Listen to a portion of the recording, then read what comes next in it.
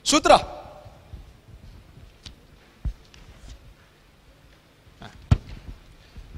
Tahu sutrah, tuan-tuan?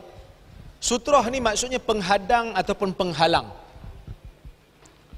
Sutrah ni penghalang. So bila kita nak salat, kita disunatkan, bahkan sebagian ulama kata wajib lah, tapi sebenarnya pendapat sunat, kita disunatkan untuk letak sesuatu di depan kita sekadar jarak dia 3 hasta. 3 hasta. Yang mana jarak itu nak bagi tahu pada orang ramai, itu adalah ruang untuk kita salat antara kita dengan tempat letak sujud. Tempat letak kepala waktu sujud. Itu dinamakan sutrah. Ini juga sunnah yang ditinggalkan. Kita nak salat sunat, lepas daripada salat fardu, kita bangkit nak salat ba'diyah kan? Pernah tengok orang pergi cari tiang? Dia salat belakang tiang. Itu sebenarnya sutrah. Nak jadikan tiang tu sutrah. So, bila kita salat menghadap tiang, ada orang datang nak lalu antara kita dengan tiang, kita boleh tahan. Kita boleh halang. Dia berkeras juga, nak lalu juga, kita boleh tolak dah.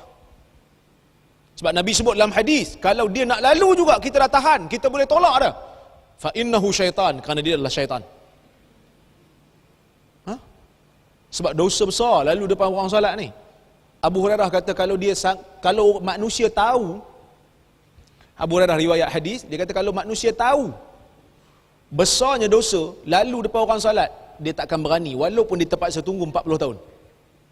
Sampai orang tu habis solat. Katalah solat lama sangat 40 tahun baru habis, sanggup tunggu kerana dosanya sangat besar. Tapi kita kadang-kadang kita tak peduli kan. Lalu je depan orang solat, tak. Letak sutra, orang lalu. Tahan. Tapi kadang orang tak faham, tahan. Dia ingat kita nak bersalam dengan dia. Dia pun salam. Yang tu teruk lah kan. Okey? Cuma ulama berbeza pendapat. Ulama beza pendapat. Sutrah ni untuk makmum perlu ke tak? Kita salat belakang imam, perlu letak sutrah? Tak perlu. Sutratul imam, sutratul musalli. Sutrah bagi imam adalah sutrah orang yang duduk belakang dia. Sutratul makmum, sutrah bagi orang yang belakang. So kalau imam dia salat, dia letaklah satu depan dia. Sesuatu. So kalau nak lalu depan orang yang makmum tak apa. Kerana sutrah imam je yang tak boleh lalu. Kerana ada hadis riwayat Ibnu Abbas pernah lalu depan makmum.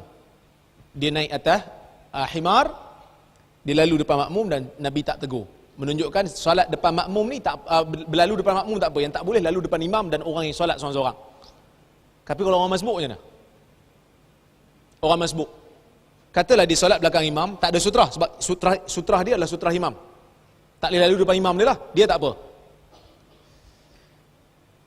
Tiba-tiba dia masbuk, imam dah bagi salam, dia bangkit. Bila dia bangkit, sutrah dia seperti makmum sebelum ni ke ataupun sutrah dia kembali? Ulama beza pendapat. Ada yang kata tak ada sutrah. Maksudnya orang boleh lalu depan dia. Tapi pendapat yang tepat, sutrah dia kembali. Maksudnya dia dah jadi munfarid, dia dah jadi salat seorang-seorang. So sutrah dia kembali, kita jangan lalu depan dia. Kita lalu lah kawasan lain. Jangan lalu depan dia kerana dia dah jadi orang yang salat bersendirian. Wallahu a'lam.